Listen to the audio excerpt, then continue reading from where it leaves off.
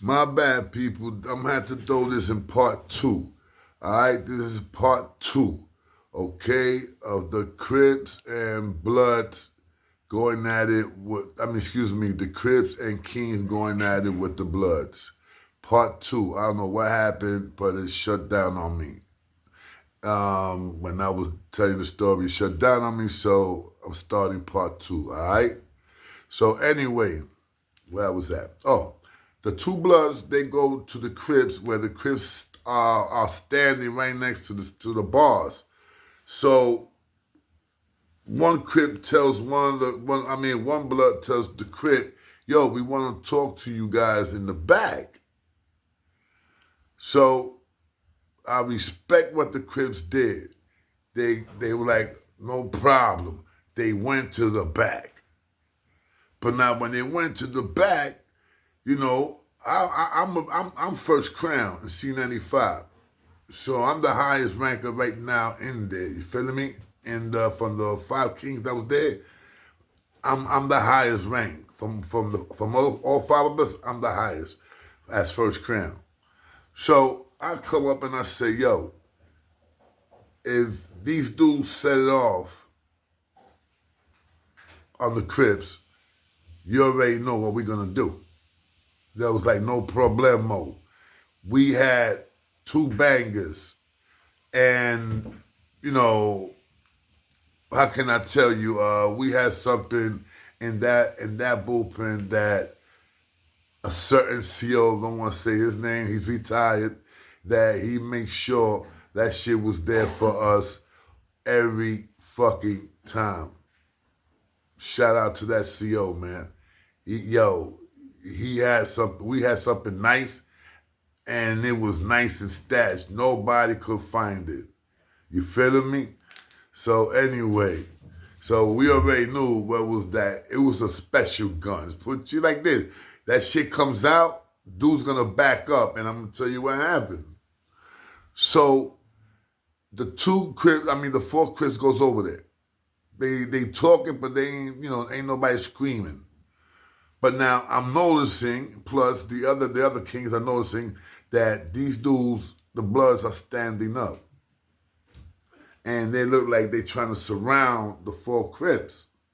Now I don't see the Crips are standing, but I don't see them no more because you got all 20 something Bloods surround, like covering them from us seeing them what's going on, because they also was aware that we was watching them also, because they knew that Kings and Crips got busy against them. They knew. But they also knew that we was the motherfucking wildest ones there, so they knew that we wasn't gonna fall. We didn't fall easy, but hell no. Trust me. Anyway, I gotta say this, because the truth is the truth. They had gunners in the both sides, but I gotta keep it real. And I know there's a lot of kings that keep it real too, that I seen them say the same thing what I'm about to say. The Bloods got that war by a little. And how they got that war by a little bit is because of us Latinos that did not hold Latinos down. When Latinos started joining Bloods. This is what I say, that I love being a Puerto Rican, but sometimes we Puerto Ricans could be fucking sellouts. And that's why out of 7 that I blew up in that war, and I'm talking about 7 Bloods, 3 of them was Puerto Rican, and no, excuse me, 2 was Puerto Rican, 1 was Dominican.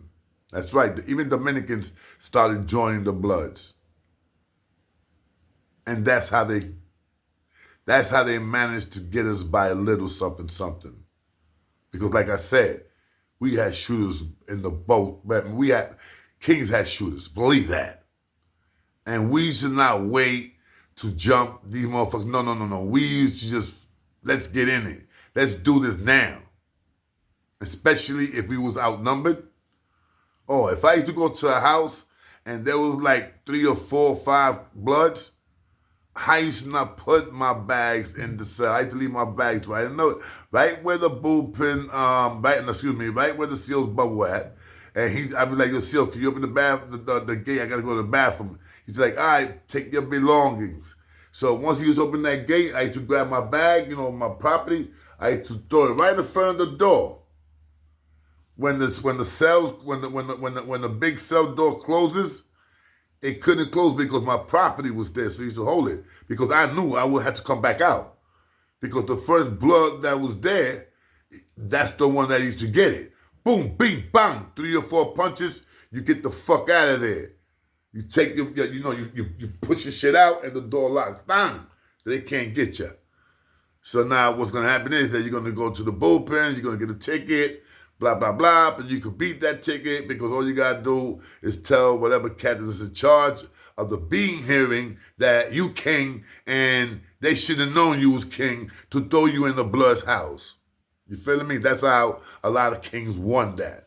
You know what I'm saying? So anyway, and Bloods was doing it too. If Bloods would go to a king's house, the same thing. They would not take their property all the way in, or what they used to do is walk in with their property and the first dude, even if he was in if he was in king, nothing, he used to swing, bang. Even there was a couple of black guys that they used to swing at, bang, bang, just to get the fuck out of there. You feeling me? Because it was ugly. So in the bullpens, when that's going on, all I hear is somebody threw a punch because I hear somebody get hit. Pat! You hear the punch, the punch. Then I see commotion, like dudes are throwing punches now. Now I'm seeing all these 20-something Bloods atop of the 4 Crips. We go in.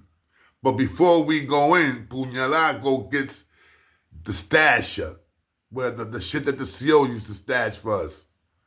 That he got it for us, and he just stashed it. And let me tell you, we always used to sit right by there. And nobody used to see what was going on because everybody was too busy, like, you know what I'm saying? So when Puñalá took it out, I was already in there. Boom, ding, bang, boom, ding. You know what I'm saying? Me, the rest of the guys, we already going in it. But once they see what Puñalá had, and you know what he had, and this is no bullshit words from my mother's grave, we had a butcher's knife. We had a butcher's knife from the mess hall. From the mess hall. And Manhattan Court, and if anybody's familiar with Manhattan Courts, they call it the tombs. They got inmates there. They got kitchens there. They cook food there. So, of course, they're going to have knife, spoon, forks. So the CO that I'm talking about, and wherever I see him, and once the blue moon, I do see him. Once in the blue moon, the last time I saw him like about 6, 7 years ago, I always give him my love. Always. Because once these dudes saw that shit, they didn't want it no more drama. They didn't want it no more drama. And to take, once you got that knife, we had to stash it back. So we couldn't put it back in the bullpen because now dudes are alert that we got that. So what we used to do was we used to ask the CO to let us use the bathroom because there was a stash in the bathroom where the CO that, and I'm going to keep it official, he was a Puerto Rican CO that worked